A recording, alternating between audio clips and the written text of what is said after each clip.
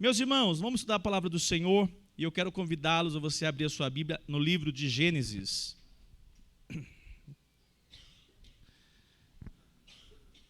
Capítulo 2.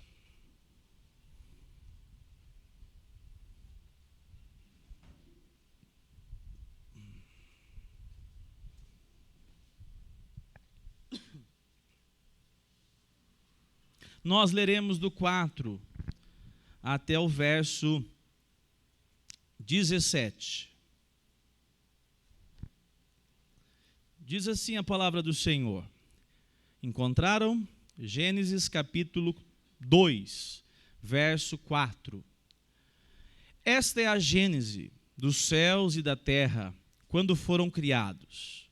Quando o Senhor Deus os criou, não havia ainda nenhuma planta do campo na terra, pois ainda nenhuma erva do campo havia brotado, porque o Senhor Deus não tinha feito chover sobre a terra, e também não havia ninguém para cultivar o solo. Mas uma neblina subia da terra e regava toda a superfície do solo. Então o Senhor Deus formou o homem do pó da terra, e lhe soprou nas narinas o fôlego de vida, e o homem se tornou um ser vivente. E o Senhor Deus plantou um jardim no Éden, à direção do Oriente, e pôs nele o homem que havia formado. Do solo o Senhor Deus fez brotar todo tipo de árvores agradáveis à vista e boas para alimento, e também a árvore da vida, no meio do jardim, e a árvore do conhecimento do bem e do mal. E um rio saía do Éden para regar o jardim, e de lá se dividia, repartindo-se em 4 braços. O nome do primeiro é Pison, que rodeia a terra de Havilá, onde há ouro. O ouro dessa terra é bom. Também se encontram lá o bidélio e a pedra de ônix. O nome do segundo rio é Gion, e o que rodeia a terra de Cush. É o que rodeia a terra de Cush. O nome do terceiro rio é Tigre. É o que corre pelo leste da Assíria. E o quarto rio é o Eufrates. Verso 15. Vamos juntos, o verso 15? Se a sua versão está muito diferente, você lê aqui com a tela, tá bom? Vamos forte. O Senhor Deus tomou o homem e o colocou no jardim do Éden para cultivar e o guardar. Até aqui. Eu vou ler o 16 ainda. E o Senhor Deus ordenou ao homem: de toda a árvore do jardim você pode comer livremente, mas da árvore do conhecimento do bem e do mal você não deve comer, porque no dia que dela comer, você certamente morrerá. Amém. Assim, a palavra do Senhor foi lida. Oremos mais uma vez. Senhor, obrigado pela tua palavra, obrigado porque nós podemos estudar a tua palavra por meio de um culto público. Obrigado porque, ó Deus, nós podemos expor a tua palavra às nossas crianças. Obrigado, Senhor, porque esta igreja tem se preocupado com as crianças e que cada dia mais o Senhor levante no nosso meio mulheres, homens comprometidos, Senhor, com o ensino de acordo com a realidade infantil, transmitindo a tua palavra, Pai. Aviva as nossas vidas para que sejamos de fato, Pai, uma igreja desejosa e preocupada em anunciar todos os teus desígnios, Senhor. Que nós anunciemos a tua palavra com fidelidade. Tenha misericórdia de nós, em o nome de Cristo Jesus. Amém. Nessa noite, meus irmãos, eu quero começar uma exposição que terminará possivelmente no próximo domingo. Nós vamos trabalhar 2 domingos, hoje e o próximo, falando a respeito do seguinte tema: assumindo a responsabilidade. Nós lemos e já estudamos Deus deixando alguns mandatos para Adão, mas não somente para ele, como por exemplo, Deus deu o mandato cultural. Deus deu a ciência, a capacidade de raciocínio, tanto para o homem como para a mulher. Não há diferença. Os dois são capazes da mesma maneira. Deus não fez distinção. Deus deu a dádiva do mandato social, nós falamos sobre isso. Deus deu uma bênção dizendo: sejam vocês dois fecundos. E para ser fecundo, tem que ter um homem e tem que ter uma mulher. E Deus abençoou com esses mandatos. No último domingo, nós estudamos a respeito da importância que Deus, como um Deus pedagógico, colocou um dia especial para que o homem adore aquele que preparou esse jardim tão maravilhoso, um jardim que corre rios. Rios são sinônimo de bênção no solo, frutificação, dádivas desse Deus Criador. O mandato espiritual, ou seja, a responsabilidade que o homem, o ser humano, homem e mulher tem de estar na presença do Senhor, uma vez por semana, e nós fazemos isso no domingo, porque é o dia do Senhor, estudamos sobre isso, o dia que o Senhor ressurgiu dos mortos, e nós celebramos, hoje domingo, relembramos que o nosso Salvador ressuscitou vencendo a morte, vivo está à direita de Deus, preparando para nós morada com Ele, amém? E hoje nós vamos falar a respeito de um mandato. E cadê o seu marido? Seu marido está com você? Se está, sinta-se privilegiada. É uma bênção você ter seu marido. Sabia disso? As mulheres, via de regra, elas são mais presentes, né? Via de regra, nós temos uma ausência dos homens. É uma tendência do nosso século. E o texto vai trazer aqui alguns pontos importantes falando sobre o homem, mas eu quero destacar a respeito desse papel do homem, o ser masculino. É claro, minha irmã, se você está aqui hoje e você fala assim, mas o meu marido não está, eu estou sozinha, com certeza você vai aplicar para a sua vida também. Mas nós temos que pensar a respeito dessa tarefa tão importante e tão negligenciada dos nossos dias. O homem, ele recebe de Deus bênçãos. Vocês perceberam? Deus fez o homem de onde? Do pó da terra. Deus soprou nas narinas do homem e ele se tornou alma vivente. Essa expressão, alguns estudiosos vão dizer, se tornou agora alma. Não é apenas como um animal que tem ali apenas o corpo, raciocínio ali limitado, mas que não tem uma alma.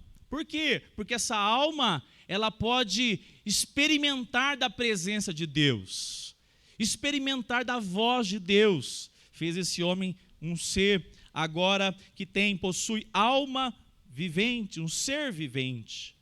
E agora, meus irmãos, nós também notamos que esse jardim cheio de detalhes, a narrativa diz rios, diz assim que Deus plantou quantas árvores aqui especiais? Entre várias, mas colocou duas, e uma delas é chamada a árvore da vida. É a mais famosa, é a do conhecimento do bem e do mal. Interessante, né? Só porque foi ela o desejo e a queda. Mas aqui diz o texto que Deus colocou no meio do jardim a árvore da vida. Alguns estudiosos vão dizer também que é uma árvore que quem se alimenta dela é curado. É uma expressão humana para compreendermos. É claro que eles eram, antes da queda, perfeitos.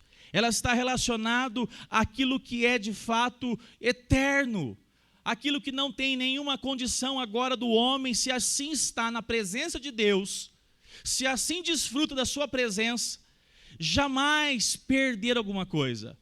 Através dessa árvore, o homem estava então sendo fortalecido a viver sem a presença da morte. Também diz que Deus preparou árvores frutíferas. Olha só que coisa mais boa. Tem umas ameixinhas agora que está vendendo aí nas promoções aí, mas tá boa, hein? Que delícia. Você já pensou? Todo tipo de espécie de frutas. Para quê? Para o homem e a sua família. E agora nós temos uma informação. No verso 15, diz assim, é o 15? Isso. O Senhor tomou o homem, percebe? O homem, e o colocou no jardim do Éden para o quê? Cultivar, vamos falar bem forte? Cultivar e guardar. Hoje nós vamos ficar no cultivar. Nós vamos trabalhar o cultivar. Deus deu ao homem responsabilidade. Deus não permitiu que o homem ficasse no ócio, porque o Deus que o criou não é um Deus de ócio, ou seja, um Deus à toa. É um Deus ativo, trabalhador, um Deus que criou todas as coisas, e nós sabemos que a palavra diz e cremos em 6 dias. E agora Deus, sabendo que o homem precisava de algo para lhe dizer assim, é meu trabalho, Deus deu a ele o jardim para cultivar. O jardim foi plantado, Deus deu, mas agora Adão assumiria essa responsabilidade. Amados irmãos, esse preparo e esse cultivo Deus deu a Adão, numa parceria, podemos pensar assim. Quem deu foi Deus. Quem atribuiu ao homem a função de cultivar foi Deus. Mas quem vai cultivar é quem? O homem. E assim aconteceu. Adão então agora começa a estar de fato cultivando. E aí nós já começamos com o primeiro aspecto. O homem é chamado, a trabalhar. O homem é chamado a trabalhar. E essa relação agora nós podemos ver alguns aspectos. Deus deu ao homem o trabalho, o dever de cultivar. Nós temos visto que a palavra trabalho nos nossos dias se perdeu, porque todo mundo nos nossos dias na sociedade quer ganhar na Mega Sena e parar de trabalhar. Porque trabalho hoje significa cansaço, enfado. Trabalho significa peso. E é impressionante, porque trabalho é uma das palavras que nós podemos perceber que o pecado, a queda e Satanás mais distorcem o significado. Por quê? Lá na Idade Média, o pecado, ou melhor, era tratado pela Igreja Católica, por exemplo, uma ideia romana, que não vem dela, vem lá dos gregos, que uma pessoa que ficasse na contemplação de Deus, apenas na contemplação com as suas posses, e poderia de repente apenas contemplar, sem de fato colocar as suas mãos em algum trabalho, desenvolver alguma atividade, esse sim era uma pessoa abençoada. A reforma protestante foi tão importante em tantas áreas, e uma delas foi relacionada ao trabalho. Lutero faz algo maravilhoso. Em 1522, ou seja, nós acabamos de completar 500 anos da primeira tradução da Bíblia, do grego para uma língua de um país que foi o alemão. Lutero, quando vai traduzir a palavra trabalho, ele tem uma perspicácia de observar que Deus não queria simplesmente colocar a palavra na questão do que você está fazendo, mas sim na vocação que você tem. É diferente. Quando nós de fato notamos que Deus dá ao homem uma vocação e não apenas um trabalho, as coisas mudam.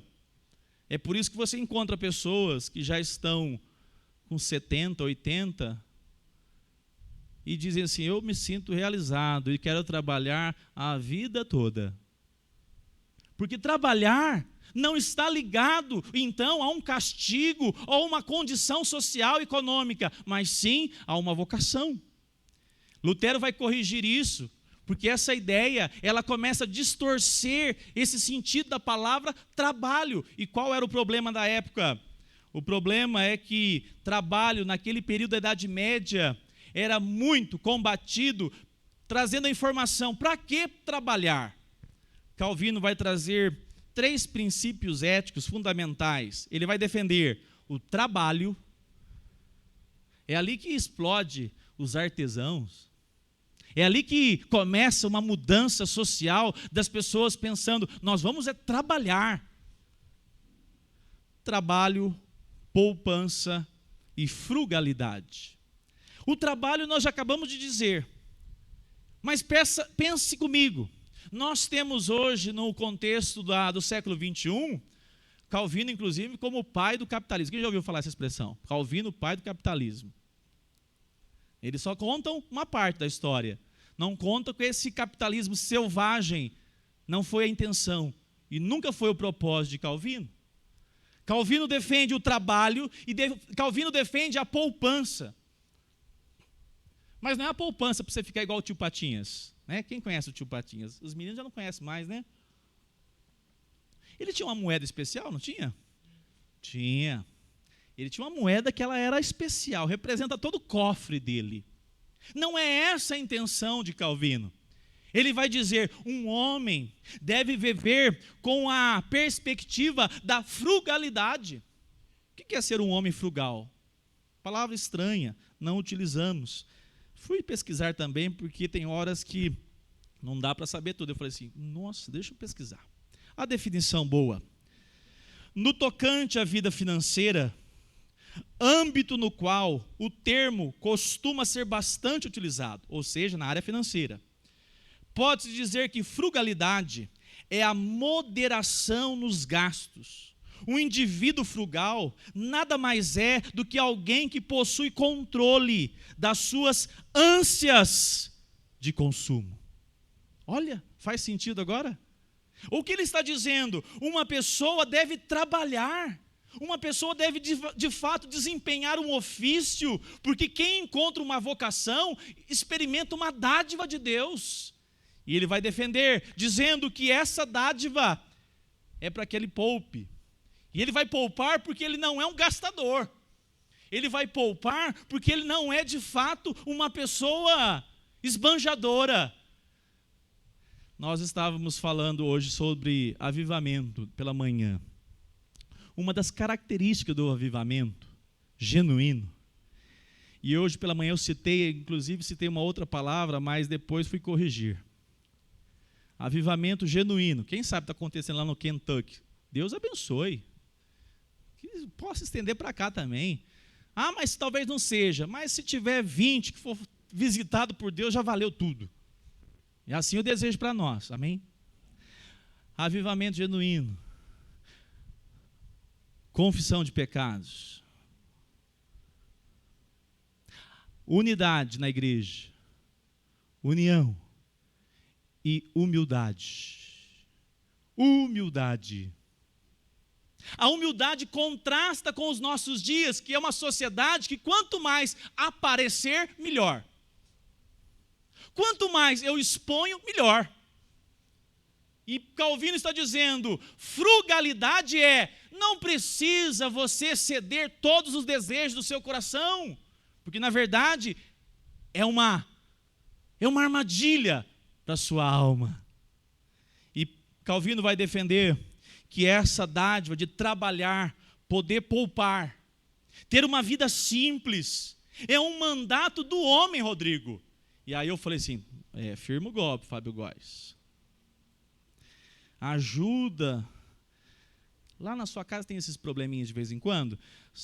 E depois que eu descobri o nome dessa palavra, eu fiquei inquieto. A pronúncia, Gisele, é cell. Se escreve em vermelho nas lojas, bem destacado assim, ó, Sally. Quem já viu?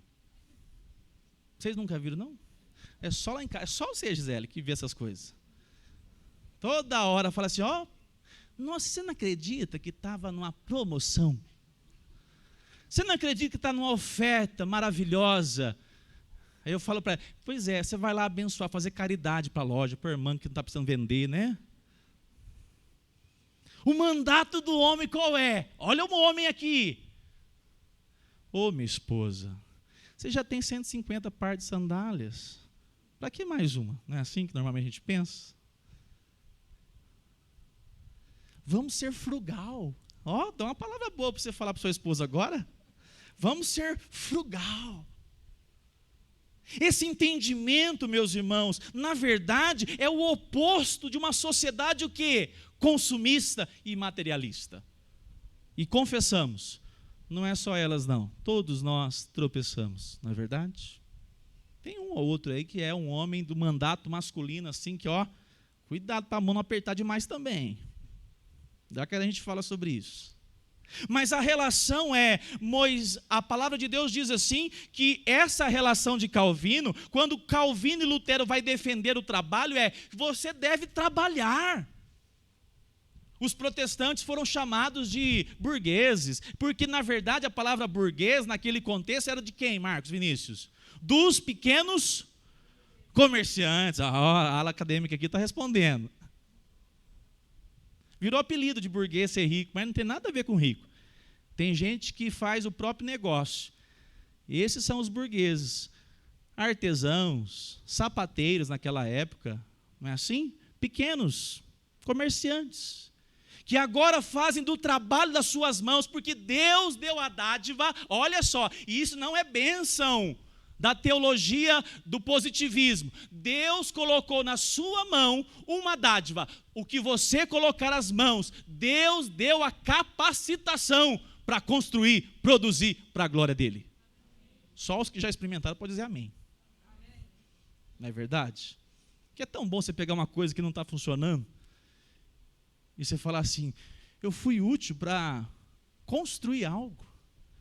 Olha, lembrei aqui do Clayton aqui agora, pastor Tafarel, né? Por sinal, me encontrou um dia e falou, nossa, eu tinha que ir lá uma hora, agora está mais difícil, foi lá para Florianópolis, Santa Catarina, foi para lá. Mas ele disse, fui bem cuidado lá na medicina. Olha que bênção, nós estávamos orando aqui, lembra disso? Orávamos aqui, o Clayton dava notícia lá na medicina. Não sei como é que era, mas o cuidado devia ser do Senhor, um homem crente lá. Quando nós trabalhamos, nós temos uma dádiva, produzimos, e essa produção, meus irmãos, ela está de fato sendo abençoada por Deus, mas hoje nós temos uma distorção. Nós temos visto as pessoas, e nós podemos correr o risco de trabalhar simplesmente com um objetivo, uma poupança materialista e distante de Deus, se esquecendo que Ele é o provedor. Uma das etapas que essa semana nós lemos é o exemplo do maná. Vocês lembram do maná? Deus deu o maná todos os dias. Quem pegava demais, acontecia o que com o maná? Apodrecia. Deus apodrecia o maná, para você aprender a não ser zoiudo, não é assim? Você tem que depender de mim. E Deus ficava bravo. Teve hora que Deus falou assim, eles estão me irritando. Na sexta-feira, lembram disso? Mandava 2 vezes. Não foi assim? E a palavra do Senhor nos mostra que esse acúmulo em excesso nunca foi propósito de Deus. Pastor, quer dizer que então os ricos não herdarão o reino dos céus? Espera aí. Calvino vai dizer que uma pessoa rica é aquela que está satisfeita com o que tem. E o pobre é o oposto disso. Deu para entender, né? Não precisou bugar igual eu bugo de vez em quando, não. Uma pessoa pobre é aquela que é inquieta, porque jamais está satisfeita. Uma pessoa, de fato, que experimenta das dádivas de Deus, ele pode sim ter um capital, ter uma renda, desde que isso não seja no coração dele algo que o mova. Você quer ver um exemplo disso? Salmo 62, 10. Joga para mim, por gentileza. Salmo 62, versículo 10. Olha o que diz a palavra do Senhor. Se as riquezas de vocês aumentam, amém? Quem quer aumentar a riqueza aí? Deixa eu ver se tem algum marxista aqui. Misericórdia. Todo mundo pode querer e desejar, não é assim? Por quê? Fruto do seu trabalho. Mas presta bem atenção no versículo. Parou aí o versículo? Não, vamos juntos? Não ponham nelas. Não está aí não? Ah, só na parte B. Derrubei aí, Eucade. Está lá embaixo. Se as riquezas de vocês aumentam, não ponham nelas o coração. Desafio ou não é? Gigante. Porque nós temos a tendência de acharmos que alguém é abençoado por aquilo que ele tem e possui. E nós podemos cair nesse risco da avaliação ser apenas uma avaliação estereótipa. E essa avaliação, nós temos alguns cuidados, porque trabalhar é um mandato de Deus para o homem. Ah, mas eu não posso trabalhar, não devo trabalhar, mulher? Claro que deve, claro que deve, claro que deve. Mas o seu marido, se você tem um marido, tem que trabalhar. Tem que trabalhar. É mandato masculino. Cadê as meninas adolescentes? Levanta, só quem é solteira ainda. Levanta a mão. Só quem é solteiro. Pode levantar a Juscelia aí, ó. Não, vamos orar para Deus casar também essa turma aí, ó. Olha as meninas aí, ó. Não tá. Vai paquerar alguém, primeira coisa que você pergunta, você trabalha? Ué, você acha que você é interesseira? Você está sabendo se ele de fato é um homem ou se ele ainda não entendeu o mandato de Deus na vida dele? Está cheio de casos assim, viu? Cheio de casos assim. A palavra do Senhor nos mostra que o coração é um grande desafio. Para o Calvino, a prosperidade poderia ser uma armadilha para a vida espiritual. Quanto mais liberalmente Deus trate alguém. Hoje pela manhã nós falamos isso. Nós desejamos de fato conhecer Jesus, porque nós achamos já que conhecemos. Paulo diz, eu que desejo conhecer Jesus. E quem é Paulo? O apóstolo Paulo. Calvino vai dizer que quanto mais nós queremos de fato compreender Deus, desejar Deus, nós temos que vigiar para não ser preso às malhas do consumismo, da sovina, qual que é outro termo? Avareza. Porque isso prende o nosso coração. Adão se pegou tanto com aquilo que Deus deu. Vocês lembram como é que era o jardim? Acabamos de ler. Que Deus não deu nem carro para ele, deu tudo que era melhor, porque naquela época não precisava de carro, né? Você já imaginou aquele jardim? E Deus deu o jardim a Adão, e Adão colocou os olhos naquilo que Deus deu e se esqueceu de Deus. Ou não foi isso? Se esqueceu. Distraiu. Família foi passear, ele está lá olhando só para as coisas, ao invés de estar falando com Deus. Se esqueceu. O trabalho é uma bênção. Quando nós depositamos a nossa confiança, a riqueza, ela pode fazer com que o nosso coração se distancie do Senhor. Pode.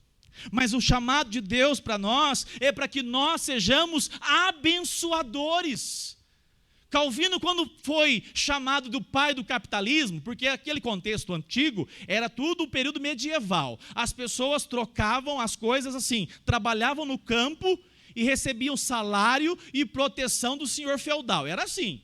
De repente começam os comerciantes, pequenos comerciantes, e começam agora a acumular capital. Tem pecado nisso? Não. Desde que esse que acumula, esse que guarda, está guardando com desejo. E como é que começa esse contexto? Começa esse contexto através do compartilhamento. O trabalho hoje, muitos dizem, eu tenho pouco demais, e por isso faço sem alegria. Você já viu alguém assim? E do outro lado tem gente que tem tanto, e tem tanto. Vamos falar dos médicos aqui, Marina. Tem uns médicos tão ricos, mas tão ricos, que a consulta dele é R$2.000. Aí não pode consultar na Unimed, não atende nenhum. Os pobres, coitado. Você já pegou algum caso assim? É um exemplo. É um exemplo. E sabe o que acontece? A pessoa deixa de trabalhar pela satisfação do trabalho, mas ela quer o quê? Somente acumular. Olha só a distorção do trabalho nos nossos dias. Um porque diz que é pouco demais, então não faço bem feito. E o outro porque só pensa em enriquecer. E a palavra trabalho é, na verdade, uma construção, e não é uma construção para somente você, é uma construção para a família. Deus deu a Adão uma família, então o trabalho é compartilhado à família. Mas não só a família. Claro que Adão é uma referência. O trabalho é compartilhar da família e para as pessoas também que estão próximas. Claro que é. A palavra do Senhor nos mostra que hoje, nos nossos dias, nós temos visto ainda pessoas que levam o trabalho a sério. Essa semana, vou contar de mim, mas a gente poderia contar cada caso aqui, ó, tem vários aqui. Eu dei uma aula lá, porque tem sempre, eu preparo muito bem as aulas. Eu sou um professor nota 7. Confesso, Poliana. Deveria fazer um planejamento muito maior. Mas como eu já estou 2 anos com 6º e 7º, eu já acho que conheço a matéria. Mas aí falei sobre o tempo para eles, né? O calendário, diferente, calendário judaico, calendário ocidental, que é o nosso cristão, calendário islâmico. Aí eles falam, quer dizer que a mesma data, ou melhor, o mesmo acontecimento tem datas diferentes? Cada calendário tem tal. Aí a maior satisfação de um professor, quando você vira as coisas, ele fala assim, nó, que legal, hein? Eu não me contive, eu saí todo assim, ó, que isso, hein, que aula. É assim que a gente sai? Satisfação! Deus deu você uma vocação. Sai daqui, Vinícius, entrega lá, volta, tudo debaixo da graça de Deus, não comeu uma faixa, não fechou ninguém, e volta para Uberlândia e fala assim, fiz meu trabalho para a glória de Deus. Doutora Stephanie, vai lá fazer uma limpeza, viu, gente? Essa semana nós fomos muito bem atendidos, recém-formada, precisando de clientes e pacientes, e caprichosa, viu? Bênção. Stephanie, doutora agora. Não deixa subir para a cabeça. Fala assim, eu preciso sustento, mas eu tenho uma vocação. Eu abençoo pessoas. Esse chamado de Deus, ele tem reflexo quando estamos caminhando e paramos para analisar o que as pessoas têm vivido aí fora.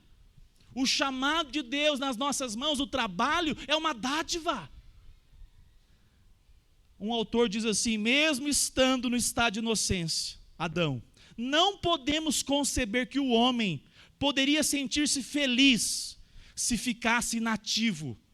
Deus lhe deu um trabalho para fazer, e a sua atividade contribui para a sua felicidade. Deus deu uma vocação para que você seja bênção na vida de alguém. Amém? Mas não para aí. Deus colocou você. Qual jardim que Deus plantou você? É lá na sua família? É o maior jardim que Deus colocou você? Se Deus colocou você numa família, é porque Deus viu em você, possivelmente, um jardineiro. Há pouco tempo atrás eu fiz um investimento mais maluco do mundo, quase R$1.500. Foi aquele jardim lá na frente, Márcio. Até hoje eu não me lamento por nenhum real. Porque quando eu saio naquele jardim durante a semana, não tem ninguém aqui, eu falo, Deus, como o Senhor é maravilhoso. Uma plantinha brota e vira vermelhinha, a outra fica branca. Qual é o jardim que Deus colocou na sua vida? É o seu lar? Você tem uma esposa? Você tem filhos? Lembre-se, foi Deus que colocou você aí. Você tem mamãe? Tem ainda? Porque não é eterno. Você tem papai? Valorize eles, porque Deus colocou você aí. É um jardim. E Deus chamou você e eu, chamou os homens, para nós sermos jardineiros. E o que o jardineiro faz? O rapaz veio ali, trabalhou, falou, nossa, que servição. Mas ele pega, o jardineiro, não é assim? Ele tira aquilo que é galho, ele separa, ele poda, ele cava, ele fertiliza, ele trabalha. Eu não tenho essa vocação, mas eu admiro essa área. E Deus, o que Ele pede para nós? Que você possa cultivar a sua família. Cultive através do que Deus tem te dado. Deus tem te dado trabalho? Tenho resposta. Graças a Deus, Deus tem me dado sustento. Irmão, irmã, faça os planos na sua família para você cultivar o bem familiar. Tem pai que nunca fez um churrasquinho com os filhos. Nunca fez. Nunca falou assim, vamos família, comer um pastel na praça. Na praça não, na feira. A questão não está no local, está na disposição de dizer, nós estamos felizes, porque Deus tem provido, dele vem a chuva, e o trabalho nós executamos, eu executo, para a glória dele mesmo. Amados irmãos, quando nós pensamos em cultivar, cultive bons hábitos dentro da sua família, cultive. E cultivar não é de mão beijada.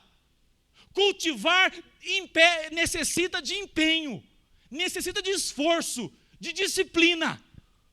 Hoje pela manhã fiquei sabendo um pai que nem crente é, adolescente, 10, 11 anos, e o pai diz assim, aqui está o seu roteiro para a semana, segunda a segunda, você cumpre ou você cumpre? E sabe o que ele colocou no primeiro ato do dia?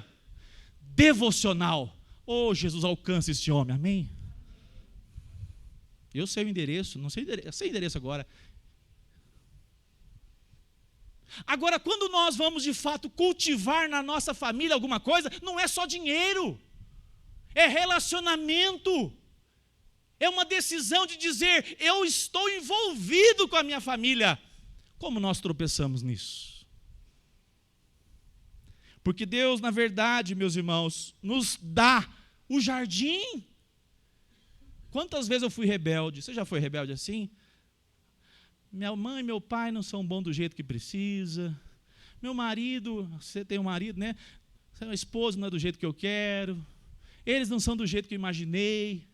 E nós, na verdade, estamos negando o trabalho que Deus nos deu para cultivar. Deus nos plantou no jardim. E pode aparecer no jardim um monte de coisas lá estranhas, galhos, coisas estranhas. E o trabalho de cultivar é vigiar. O trabalho de cultivar não somente ficar inerte, mas ir em ação. Eu repito, cultivar bons hábitos é um pai. Cadê o pai? Quem é pai aqui? Privilegiados, já falei hoje pela manhã, privilegiados. Foi quando que você, quem tem filhos homens? Ó, muita gente. Qual foi a última vez que você colocou o seu braço nos ombros do seu filho e disse assim, vem cá meu filho, vamos conversar. Mas tem que encostar nele. Tem que abraçar, porque ele vai perceber, esse aqui é a figura masculina que eu tenho e posso chamar pai.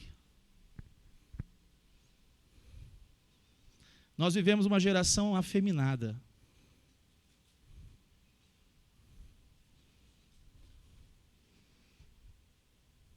Pela ausência do pai. Se você é pai, não abra mão do seu mandato que Deus colocou na sua história, na sua vida. Mas esse mandato, ele se estende de uma maneira que esses hábitos que você vai cultivar não é de uma hora para outra, não é instantâneo. Você acha que Noé pregou mais de 100 anos? Foi um dos piores pregadores que já houve. Quantos se converteram? 100 anos pregando. Quem se converteu? Quem que ouviu a pregação dele? Mas ele não perdeu a família dele. Aleluia. Eu não importo se vai ter igreja de 50 membros, 60 a vida toda. Eu creio que não. Pode ter de 80, como agora, 70, 200. Se eu perder minha família, perdi o meu primeiro propósito como servo de Deus. Deus nos chama como homens, para nós falarmos, Senhor, capacita-me, Senhor, para de fato assumir uma responsabilidade que eu tenho diante do Senhor, de cultivar a vida espiritual dentro do meu lar. Qual que é a tendência hoje? Cutuca a mulher, Vai lá orar com eles. Você leu a Bíblia com eles hoje? Não terceirize. Você, homem, nós, homens, somos chamados a sermos sacerdote. Eu e minha esposa é uma família. Eu falo, se eu cochilar, você me dá um cutucão. Mas é meu dever muito mais estar atento. Vamos orar, vamos ler a palavra. Olha só, nós já temos exemplos do que não presta. Nós já temos exemplos do que dá errado. Nós não queremos mais cochilar. O homem assume uma posição. E Josué? Noé era no meio da sociedade, vocês concordam? A sociedade estava corrompida. E o que Josué fez? Ou melhor, Noé, não, meus filhos, vai chover. E veio 10 anos e 30 anos, né? Imagina aí só explicando para um filho. Não, vai chover. Eles não sabem nem o que é chuva, nunca havia chovido de fato na terra. Mas Noé não perdeu a família, continuou pregando, crendo que Deus poderia sim convencer eles de esperar. E poderia ter se rebelados. Podia ter sumido da cidade, saído, ninguém da família se perdeu. Que bênção. E Josué? No meio da igreja, no meio do povo de Deus, ele teve que se levantar e dizer assim: se vocês não querem esses hábitos que agradam a Deus, saibam de uma coisa, eu, como homem, como servo de Deus e responsável pela minha família, não abrirei mão dos valores do Senhor Jesus. É isso que ele disse. É isso que ele disse. Decidam hoje, saibam de uma coisa, eu e a minha casa, porque eu sou responsável pela minha família, serviremos o Senhor. Pastor, mas lá em casa é difícil. A fulana não responde. O menino é desse jeito. Você se posiciona e diga assim ao Senhor: Senhor, o Senhor me colocou aqui. Esse aqui é o meu jardim e eu creio no plano do Senhor sobre a minha casa. E diga sempre no seu coração: eu e minha casa serviremos ao Senhor. A palavra do Senhor nos mostra que no meio de uma sociedade perdida, o seu trabalho é frutífero. Se a sua casa florescer, a sociedade vai florescer, a escola do seu filho vai florescer. Por quê? Porque a família está sendo visitada. A presença do pai, eu acabei de dizer agora há pouco. Eu canso, agora começou até. Meninos eu só dou aula para 11 e 12. Os meninos se apegam, querendo uma amizade, querendo que eu fale com eles a respeito do time de futebol. Essa semana uma menina veio meio de lá, deu um abraço, falei assim: não, abraço não, sabe que tem que ser firme, né? Abraço não. Já fiquei, a Gisele já sabe, já sou meio assim, eu brinco com eles. Sabe a leitura que eu faço? Pais ausentes, pais distantes. E vou dar uma parênteses aqui, um parênteses. Acima de 20 anos aqui, acima de 20 anos, quem teve um pai crente que foi um homem de Deus na sua vida? Um gato pingado. Nós somos uma das primeiras gerações, homens, que de fato podemos dizer, nós conhecemos toda a palavra de Deus, já tivemos muita distorção nas nossas famílias, na nossa própria vida, mas hoje, Senhor, nós queremos nos posicionar para que um dia os meus filhos possam dizer: o meu pai é um homem de Deus, me deixou exemplos, não me abandonou, mas cultivou emocionalmente uma família saudável. Uma família que pede perdão. Uma família que diz assim: nós estamos um pouco frios, vamos quebrar isso. Que é isso? Vamos conversar. Essa relação, meus irmãos, é algo que o mundo e a sociedade desconhece, porque não conhece a palavra de Deus. E eu quero caminhar aqui num segundo aspecto. Responsabilidade devemos assumir como homem. O trabalho é uma dádiva. Trabalhe para fazer da sua família um jardim. trabalhe em favor da sua família, celebre o seu casamento, diga: Senhor, obrigado. Não é tudo flores, não. Tem como chama aquele negocinho da rosa? Um espetinho, uns espinhos. Esse espinho é para me santificar, Senhor. Falei pela manhã isso. É para entrar mais no quarto e orar pela minha esposa. Se você tem uma esposa difícil, se você tem um marido difícil, pode saber que é Deus te chamando para o quarto. Amém? Não vai pensar: escolhi errado. Isso é uma voz do maligno no seu coração. É uma voz do maligno. Deus quer santificar sua vida por meio dela. Amém? Por meio dele. Você cultiva. Quando nós estamos caminhando com o Senhor, companheirismo com a esposa. Companheirismo. Não terceiriza a mulher, você que vai fazer, e depois você me conta o que deu. Não! Desenvolve uma vida juntos. E a mulher tem uma necessidade de conversar. Não é? Não é assim? Não é assim? Um assunto que a gente resolve em 2 palitos. 2 palitos a gente resolve, claro. Elas querem conversar porque não sei o que. Para! Desliga a televisão, porque senão ela fica brava. E fala: o que você pensou sobre isso? Não é assim que a gente tem que fazer? Ore por mim, porque eu tenho orado pela vida de vocês, homens. Nós precisamos pedir que o Senhor trabalhe nas nossas vidas. Você não é só o provedor financeiro. Você é muito mais. Você cultiva o seu lar, você cuida da vida espiritual do seu lar, você se preocupa com as emoções da sua esposa, dos filhos. Quantos filhos aqui? Não fiquem tristes. Tem uma palavra para você. Você não tem um papai presente, perdeu, não conheceu. Você tem um pai que te ama e te chamou para estar aqui porque tem um propósito na sua vida. E eu oro, sabe para quê? Cadê os maridos de novo aí? Pais, novamente, levanta a mão. O Machado fica brincando: pastor, lá 85 para você cuidar. Eu falei assim: 85 para mim cuidar? Coisa nenhuma. 80, 85 para nós pastorearmos. Cadê os homens aqui? Tem adolescente aqui sem o pai presente. Tem irmãs que atravessam a vida vindo à igreja sem o marido presente. O que nós vamos fazer? No mínimo falar: Senhor, estou orando por essa família.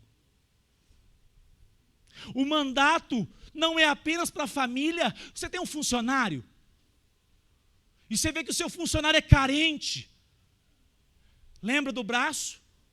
Coloca no ombro dele. Não vai mudar a sua sexualidade, não. Coloca o ombro dele e fala assim: ó, conta comigo, cara. Vamos reagir.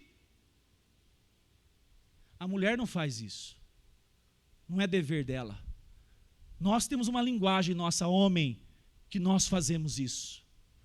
E fala assim: conta comigo. Porque possivelmente faz anos que ninguém encosta nele e é utilizado para dar uma palavra dizendo: eu estou com você. O mandato que nós cumprimos como servos do Senhor, ele é um mandato extenso.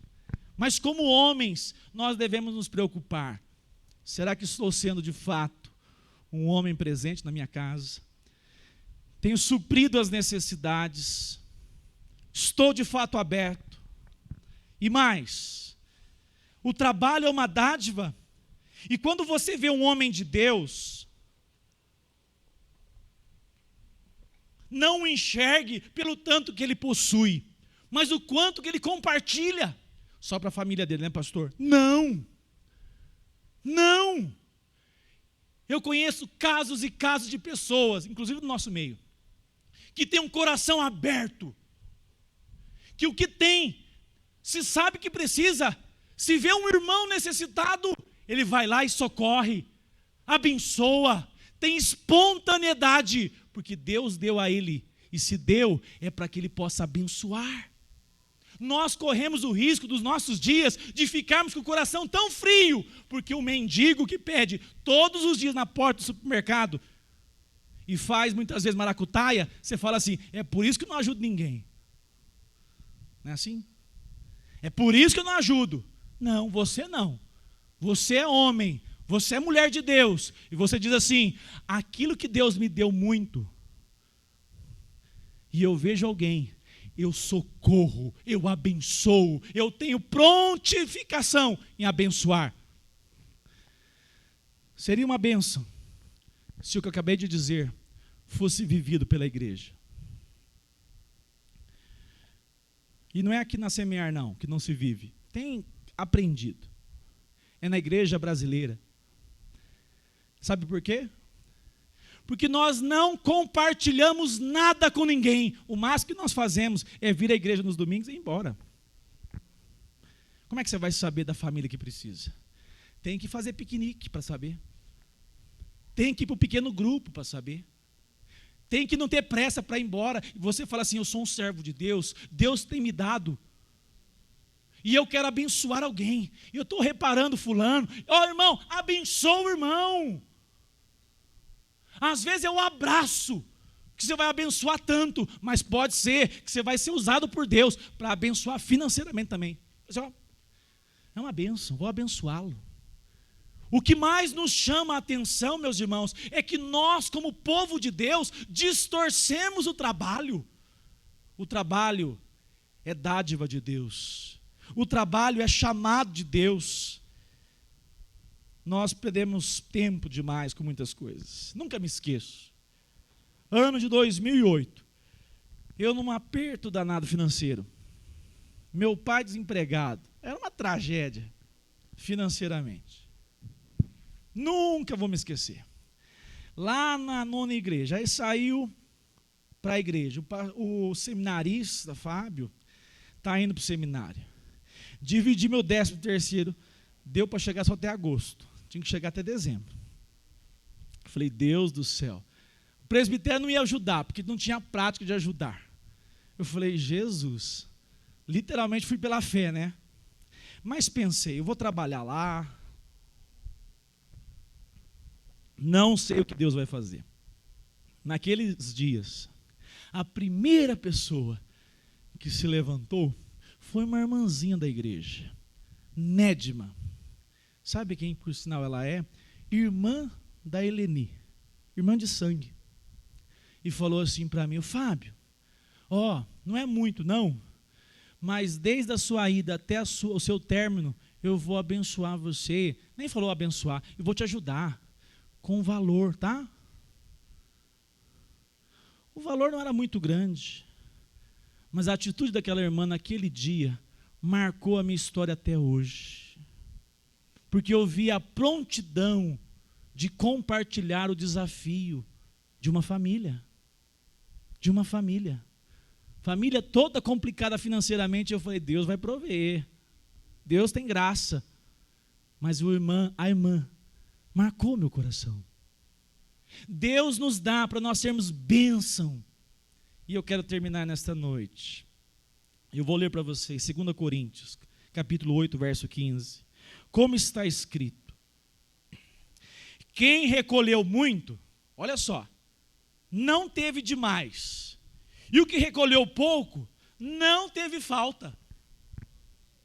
Você já viu alguém trabalhar o mês todo? E não é porque é preguiçoso, não é porque é gastador, não. Não é porque é consumismo demais, não. Mas ele trabalha mesmo. Mas os desafios são grandes.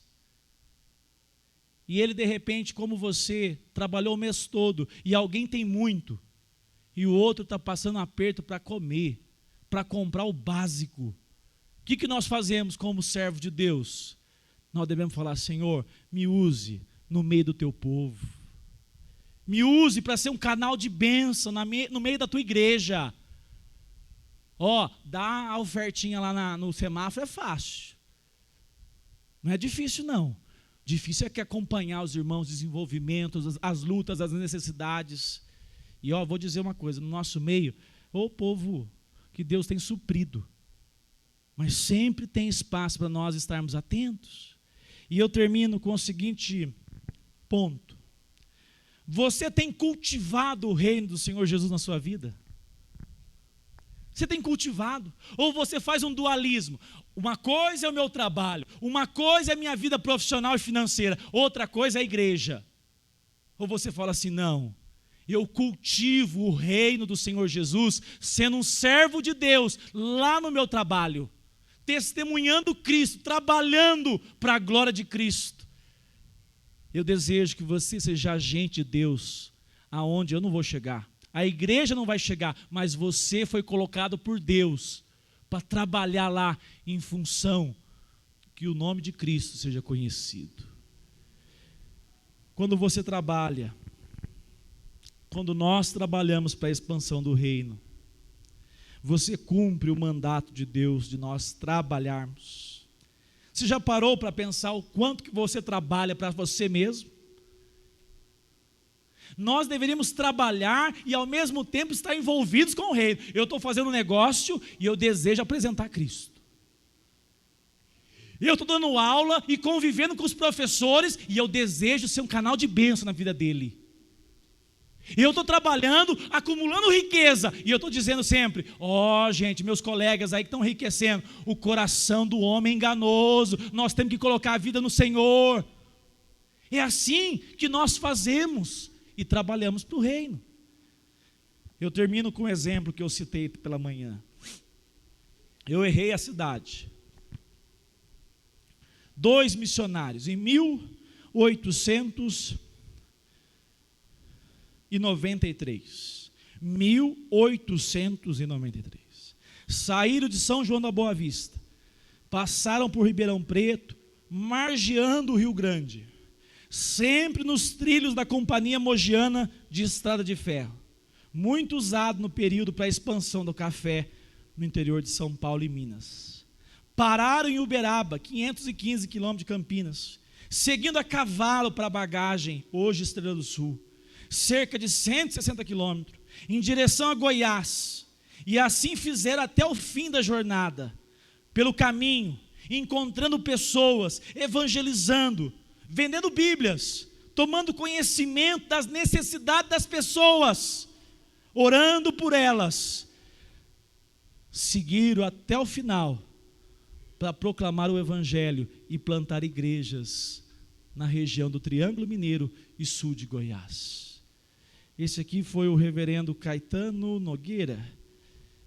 E eu quero terminar dizendo, meu irmão, minha irmã, se envolva, cultive no seu coração que o reino do Senhor Jesus é esforço. Senão você vai ser um crente apático. Senão você vai achar que a igreja é só vir no domingo. Cultive o Senhor Jesus, convide alguém, peça ao Senhor graça naquilo que Ele tem dado a você, para você compartilhar de Cristo. E eu concluo, Deus deu a vocação, o trabalho não é um fim em si mesmo. Diga não ao materialismo e ao consumismo. Lembre-se que temos muito mais do que precisamos, podemos ser gratos. Podemos repartir, podemos abençoar. Abençoe a sua família. Não faça planos para você sozinho. Inclua a sua família nos seus planos, nos seus sonhos. Que esses objetivos seja o cultivo de um homem dedicado, de uma mulher serva de Deus que assume por falta, por ausência, negligência, mas é serva de Deus. Meu pai hoje é uma benção, mas lá em casa o general era a dona Fátima. E a tropa, e como é que ela lidava com os marmanjos? Vou quebrar esse CD aí. Mas tem que fazer o papel, né? Para criar homens é um grande desafio. Precisa dessa presença firme, amando o Senhor Jesus. E eu concluo, abençoe a sua família, empenhe-se em cultivar bom relacionamento com a sua família, trabalhe para o reino do Senhor Jesus. Eu nunca vi uma obra, eu nunca vi uma igreja, eu nunca vi um projeto sem alguém ter gastado a vida para dar certo. Nunca vi. As pessoas gastam a vida, morrem no trabalho mas morrem cumprindo o mandato que Deus deu, para a glória dele. E eu convido você a nós orarmos